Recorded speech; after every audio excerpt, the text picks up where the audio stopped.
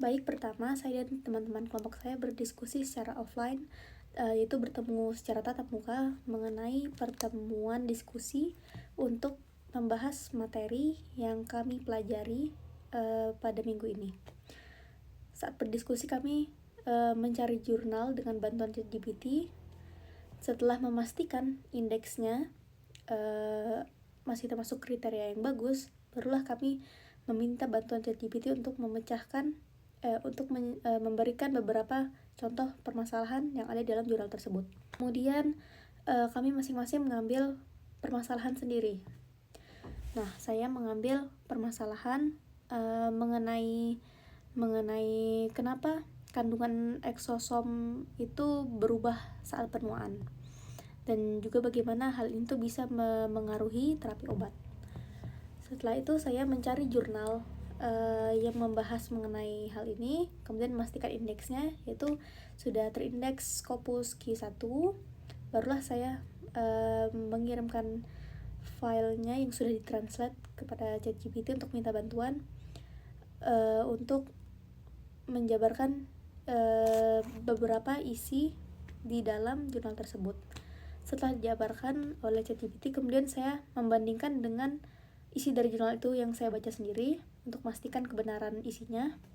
Setelah itu barulah saya membaca bagian yang membahas tentang topik permasalahan saya untuk memahami materinya. Jadi dari hasil yang saya dapatkan, pertama, mengapa kandungan eksosom itu berubah saat penuaan? Yang pertama itu ada karena akumulasi sel senescence. Jadi sel senescence itu mengeluarkan SASP yang kaya oleh protein, lipid, dan miRNA, dan sebagian besar itu dikemas dalam eksosom. Kemudian perubahan komposisi protein. Jadi sel senescence itu mengubah ekspresi protein. Itu terjadi peningkatan protein, proinflamasi, dan penurunan protein ECM. Kemudian ada juga karena stres oksidatif dan disfungsi mitokondria yang meningkatkan pelepasan eksosom yang membawa protein dan lipid yang berbeda seperti antioksidan yang jadi itu menurun dan faktor preoksidannya meningkat. Kemudian perubahan lipid membran juga menjadi penyebab. Jadi seperti peningkatan PSI, PE, PS, dan SM itu mencerminkan perubahan fluiditas membran yang memengaruhi komunikasi antar sel, dan kemampuan eksosom itu jadi turun untuk kemampuannya untuk menempel atau masuk ke sel targetnya. Nah, kemudian ada juga karena perubahan miRNA. Jadi miRNA tertentu tuh naik atau turun sehingga mengatur ulang ekspresi gen terkait penuaan, peradangan, metabolisme, sama respons imunnya.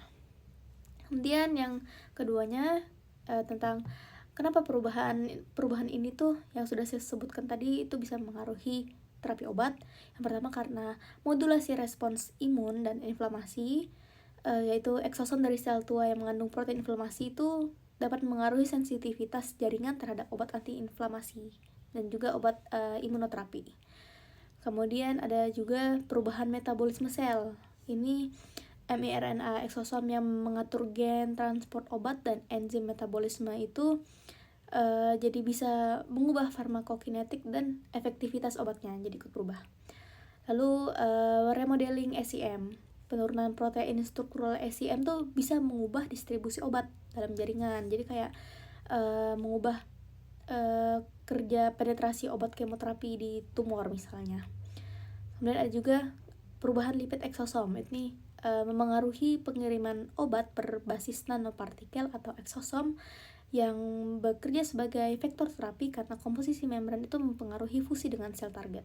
Jadi intinya kandungan eksosom itu berubah selama penuaan karena adanya perubahan biologis pada sel senescence, yaitu seperti SASP, stres oksidatif, disfungsi mitokondria, dan yang mengakibatkan muatan eksosom tuh menjadi kaya faktor proinflamasi, miRNA pengatur gen, dan lipid yang bisa memodulasi komunikasi antar sel. Nah, jadi ini berdampak pada terapi obat karena dapat mengubah respons jaringan terhadap obat, farmakokinetik, penetrasi obat, dan bahkan bisa memicu resistensi atau toksisitas obat yang berbeda pada lansia apalagi. Berikut hasil diskusi saya dan teman-teman saya yang saya gabungkan dengan permasalahan saya sendiri. Terima kasih.